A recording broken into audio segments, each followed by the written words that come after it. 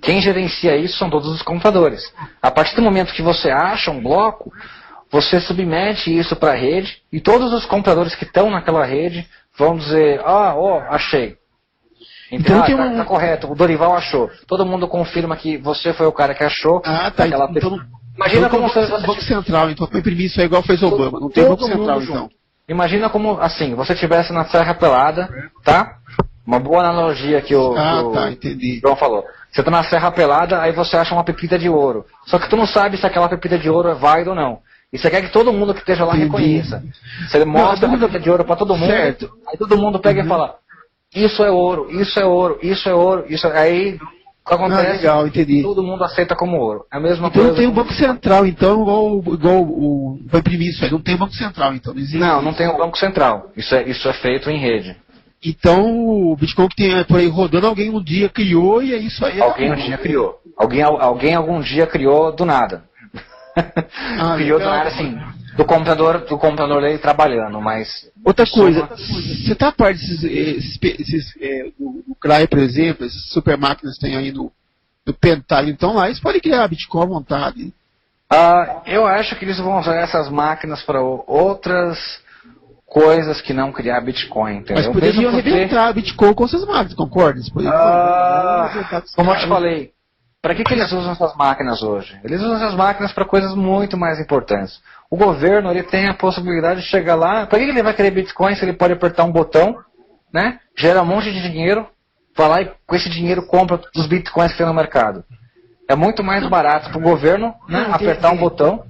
Por exemplo, a Petrobras comprou um computador, mas que de 1 bilhão o ano passado. Exato, e ela vai fazer o que com esse computador? Vai colocar para Bitcoin ou vai usar para achar petróleo? Mas os petralhas lá, cara, eles vão fazer isso, cara. Os caras do nada.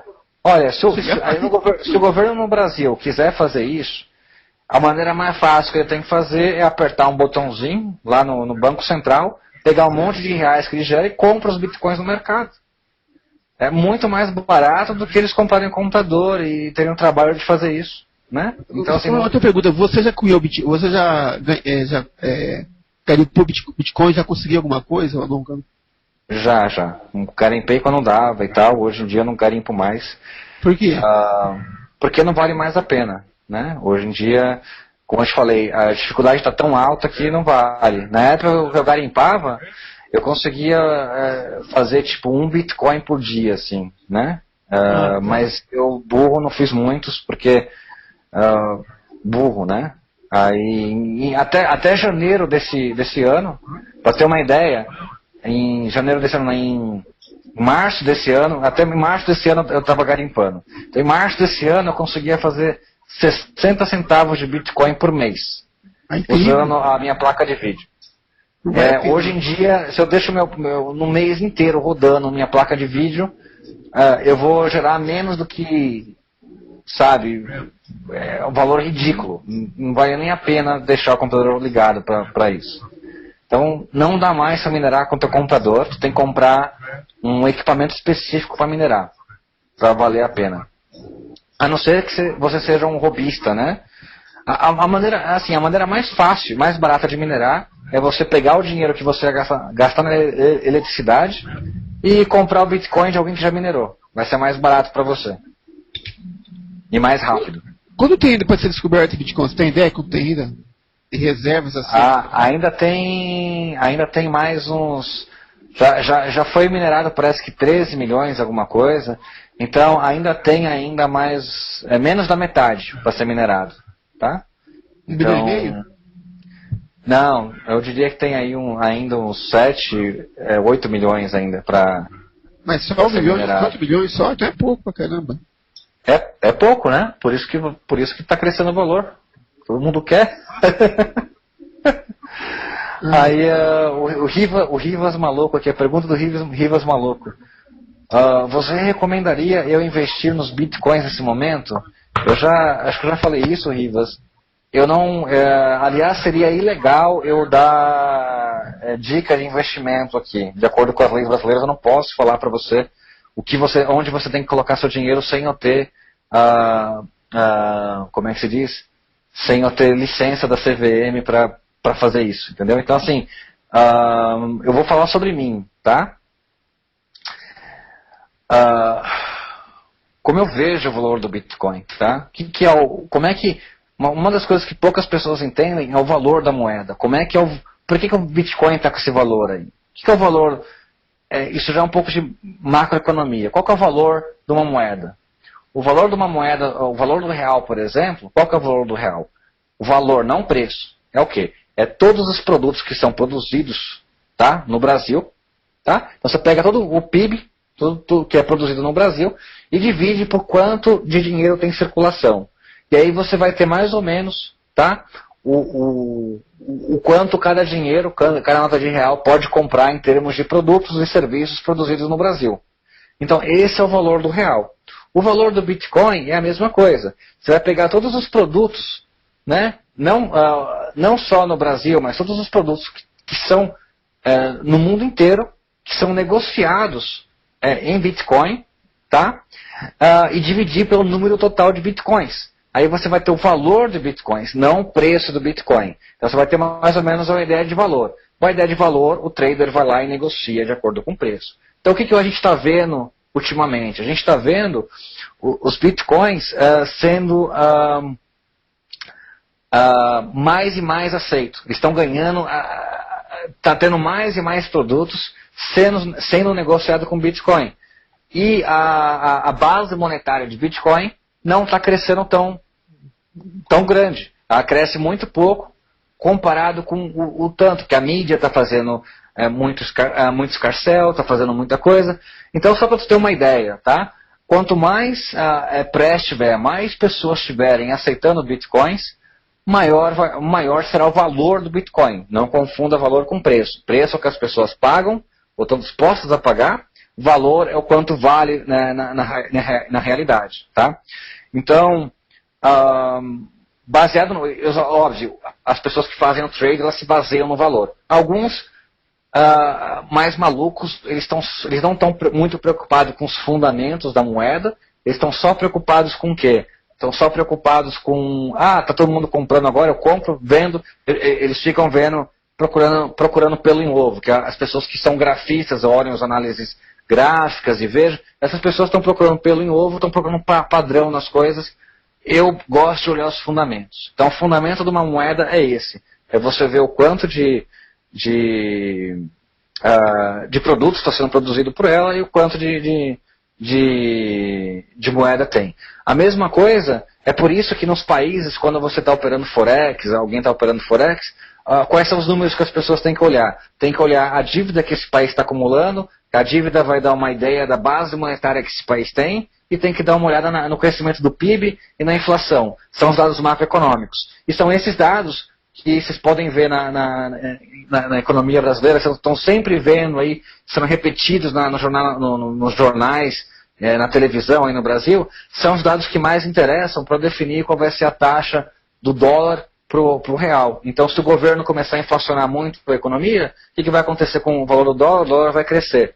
E não o inverso. Eu vejo às vezes o governo falando que o dólar cresceu, vai afetar a inflação. Eu acho que é o inverso. Né? A inflação vem primeiro, o dólar, o real desvaloriza depois. Né? E o governo, às vezes, ele vê as coisas de uma maneira invertida. Mas é governo incompetente, é assim mesmo, você não tem como esperar melhor. De qualquer maneira, macroeconomia é uma coisa muito complexa, não é só isso, eu dei só o fundamento para você ter mais ou menos uma noção do que é, tá? Eu diria que você tem que procurar entender os fundamentos, principalmente como funciona os fundamentos, né? Uma outra das coisas que você tem que olhar são os impostos, mas isso aí será mais Forex, tá? Em Bitcoin é isso. Você tem que olhar, você acredita que vai ter mais e mais produtos sendo negociados com Bitcoin no futuro? Se você acredita nisso, significa que você acredita que o valor do Bitcoin vai ficar mais valorizado. Você acredita que vai ter mais pessoas interessadas em usar Bitcoin para transacionar ou para mesmo especular, para fazer, acreditam, então significa que você acredita que vai ter mais demanda para o Bitcoin, vai ter mais base de pessoas usando, então você acredita que o valor vai subir. Aí eu pergunto, você acredita que as pessoas que usam Bitcoin hoje vão parar de usar Bitcoin? Se você acredita que elas vão parar de usar Bitcoin, significa que você está acreditando que o valor do Bitcoin vai cair. Então, se eu fosse você, eu analisaria dessa forma, tá? Para você ter uma visão mais racional das coisas, de como você deve enxergar se vai subir ou descer. E não simplesmente pegar um palpite de alguém que desconhece mais que você e essa pessoa vai falar que vai subir, vai descer. Normalmente, eu sou muito averso às pessoas que tendem a prever o futuro, né? Tendem a falar o que vai acontecer. São pessoas que normalmente elas têm interesses obscuros por trás. Então é comum você ver muito analista de banco indicando para os acionistas deles, né, para os investidores, qual ação que eles têm que comprar, né? E por incrível que pareça, são as mesmas ações que as corretoras, os bancos querem desovar. Então eles indicam, falam, a gente acha que o preço da Petrobras vai ser tanto.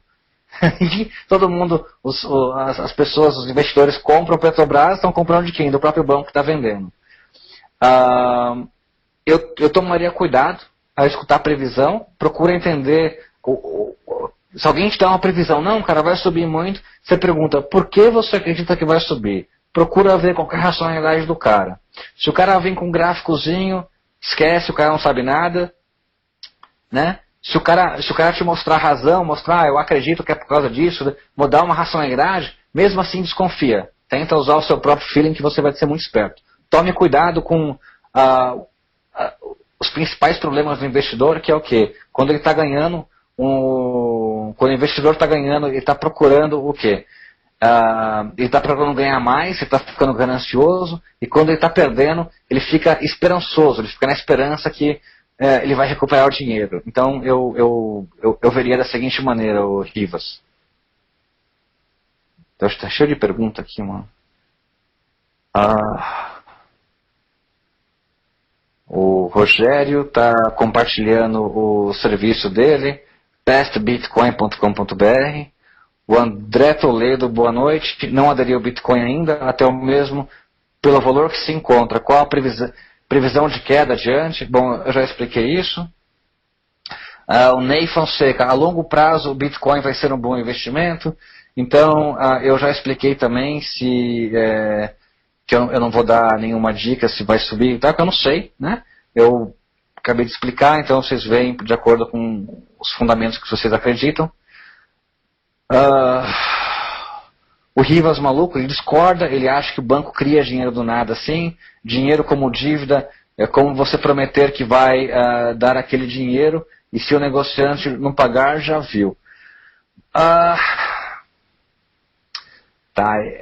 Dinheiro como dívida, isso é uma coisa que o Zeitgeist, aquele documentário, e várias outras pessoas que acreditam em várias teorias de conspiração, eles conseguiram colocar isso muito bem colocado no status quo, nas pessoas. Eu ficaria receoso com esse termo, dinheiro como dívida, né? Existe sim uma correlação, eu vou dizer o que você está falando, é uma metade de uma verdade.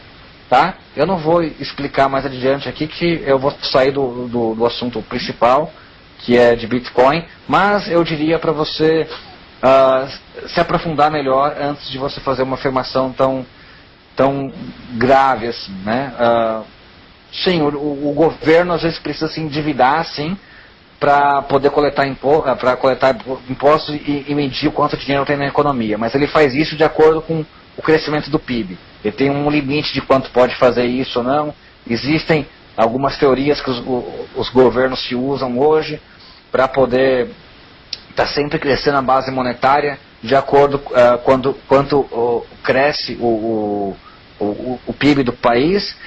Existe uma concepção, eu não concordo com essa concepção, mas é o que existe hoje no mercado, que deflação é uma coisa ruim, que gera desemprego, e por isso deflação gera desconforto social e etc.